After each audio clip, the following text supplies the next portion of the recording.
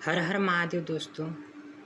हरतालिका तीज की कथा सुनने व पढ़ने मात्र से भगवान शिव और माता पार्वती का आशीर्वाद प्राप्त होता है और सुख शांति और समृद्धि में वृद्धि होती है। यह कथा बहुत पवित्र मानी जाती है, इसलिए इस दिन हरतालिका तीज की कथा अवश्य सुननी व पढ़नी चाहिए। तो चलिए इसी के साथ हम लोग हरतालिका तीज व्रत कथा का श्रवण प्रारंभ करते हैं। जिनके दिव्य केशों पर आँख के फूलों की माला शोभा देती है और जिन भगवान शंकर के मस्तक पर चंद्र और गले में मुंडों की माला पड़ी हुई है, जो माता पार्वती दिव्य वस्त्रों से तथा भगवान शंकर दिगंबर वेश धारण किए हैं, उन दोनों भवानी शंकर को नमस्कार करता हूँ।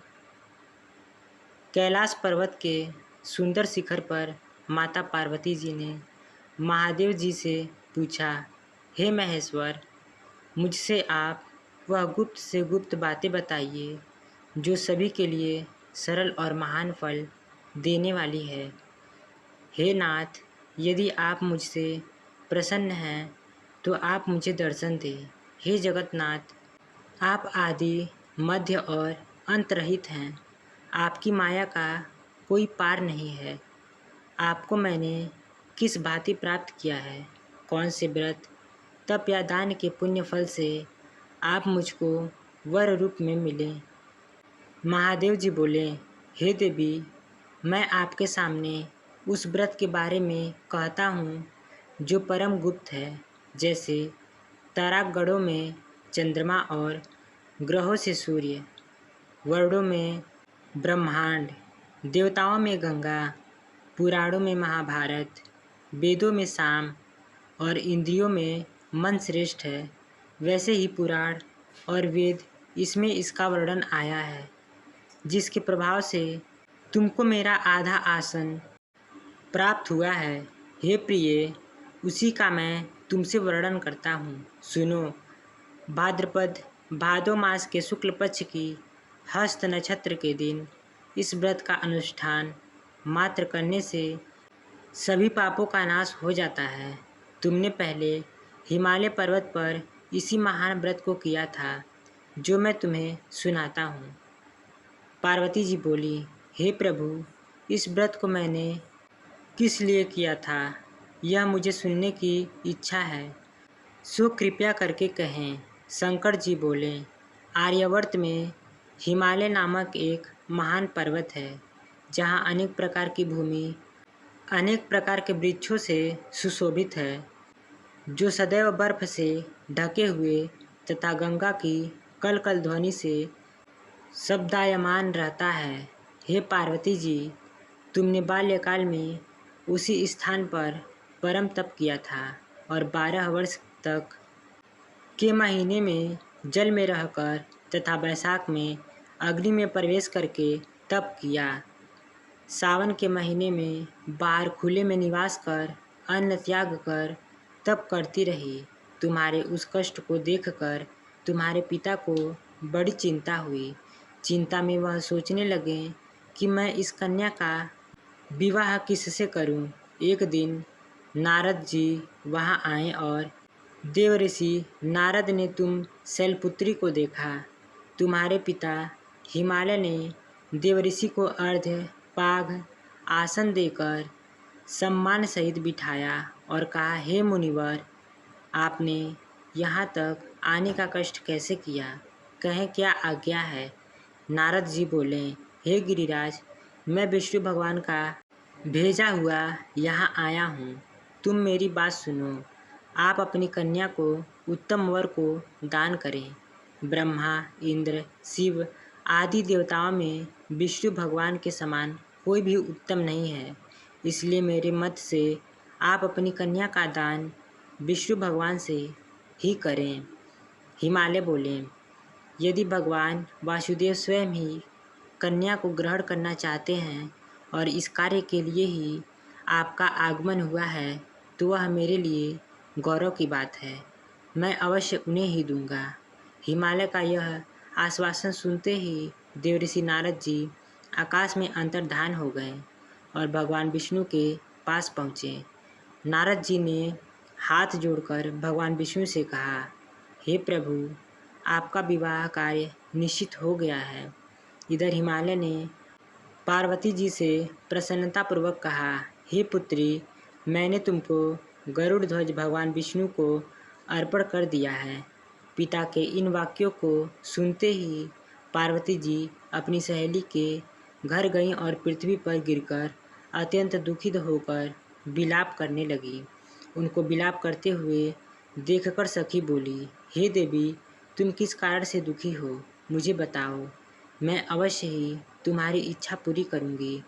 पार्वती बोली, हे सखी सुन, मेरी जो मन की अभिलाषा है सुनाती हूँ। मैं महादेव जी को वरण करना चाहती हूँ। मेरे इस कार्य को पिताजी ने बिगाड़ना चाहा है, इसलिए मैं निस्संदेह इस शरीर का त्याग करूँगी। पार्वती के वचनों को सुनकर सखी ने कहा, हे देवी, जिस वन को तुम्हारे पिताजी ने न देखा हो वहाँ चली जाओ। तब देवी पार्वती अपनी सखी का यह वचन सुन ऐसे ही वन को चली गई। पिता हिमालय ने तुमको घर पर न पाकर सोचा कि मेरी पुत्री को कोई देव, दानव अथवा किन्नर हरण करके ले गया है। मैंने नारद जी को वचन दिया था कि मैं अपनी पुत्री का विवाह भगवान विष्णु के साथ करूँगा। अब यह कैसे पूरा होगा, ऐसा सोचकर वे बहुत चिंतातुर हो मूर्छित हो गए।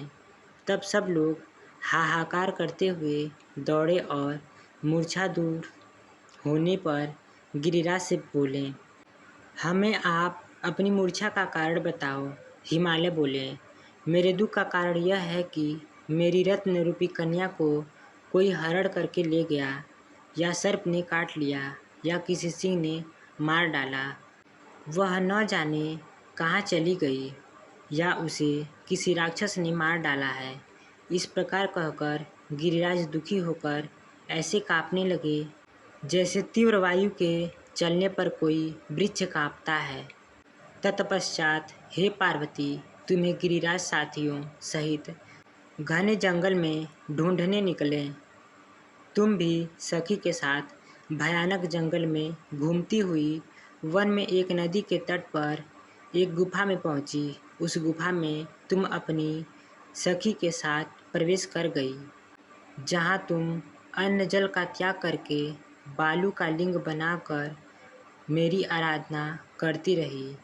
उस समय पर भाद्रपद मास की हस्त नक्षत्र युक्त तृतीया के दिन तुमने मेरी विधि विधान से पूजन किया तथा रात्रि को गीत गायन करते हुए जागरण किया।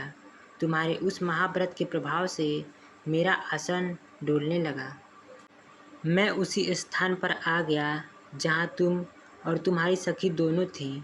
मैंने आकर तुमसे कहा, हे वरानने, मैं तुमसे प्रसन्न हूँ। फिर तुमने मुझसे वरदान मांगा। तब तुमने कहा कि हे देव, यदि आप मुझसे प्रसन्न हैं तो आप महादेव जी ही मेरे पति हो।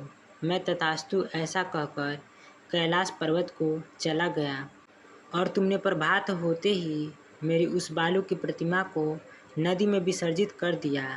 हे सुबह, तुमने वहाँ अपनी सखी सहित व्रत का पारायण किया।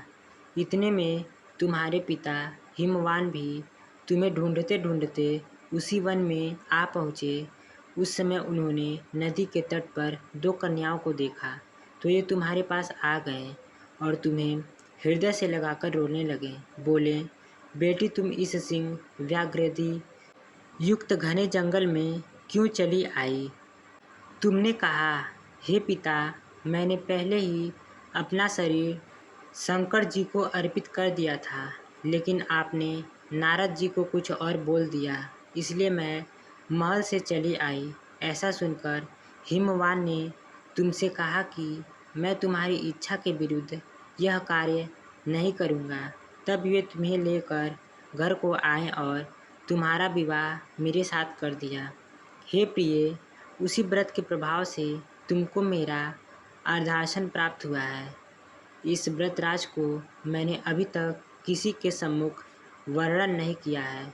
हे देवी, अब मैं तुम्हें यह बताता हूँ कि इस व्रत का यह नाम क्यों पड़ा है। तुमको सखी हरण करके ले गई थी, इसलिए हरतालिका नाम पड़ा। पार्वती जी बोली, हे स्वामी, आपने इस व्रतराज का नाम तो बता दिया, लेकिन मुझे इसकी विधि और फल भी बताइए कि इसके करने से किस फल की प्राप्ति होती है।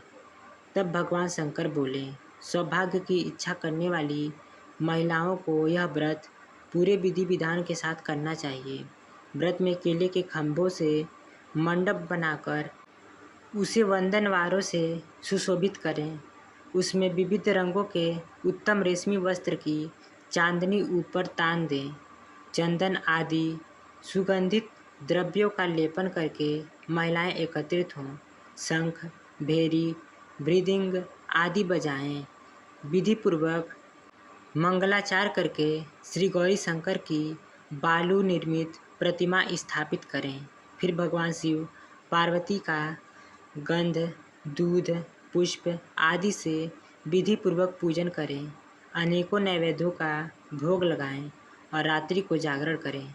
नारियल, सुपारी, जावरी, नींबू, लौंग, अनार आदि ऋतु फलों तथा फलों को या फूलों को एकत्रित करके धूप, दीप आदि से पूजन करके कहें, हे कल्याण स्वरूप शिव, हे मंगल रूप शिव, हे मंगल रूप महेश्वरी, हे शिवे, सब कामनाओं को देने वाली देवी कल्याण रूपी तुझे नमस्कार है। कल्याण स्वरूप माता पार्वती, हम तुम्हें नमस्कार करते हैं। भगवान शंकर जी को सदैव नमस्कार करते हैं। हे ब्रह्म रूपिणी जगत का पालन करने वाली माँ, आपको नमस्कार है। हे सिंह वाहिनी, मैं सांसारिक भय से व्याकुल हूँ, तुम मेरी रक्षा करो। हे महेश्वरी, मैंने इसी अभिलाषा से आपका पूजन किया है। हे पार्वती माता, आप मेरे ऊपर प्रसन्न होकर मुझे सुख और सौभाग्य प्रदान कीजिए। इस प्रकार के शब्दों द्वारा उमा सहित शंकर जी का पूजन करें। विधि पूर्वक कथा सुनकर गौ, वस्त्र, आभूषण आदि ब्राह्मणों को दान करें। इस प्रकार से व्रत करने वालों के सब पाप नष्ट हो जाते हैं।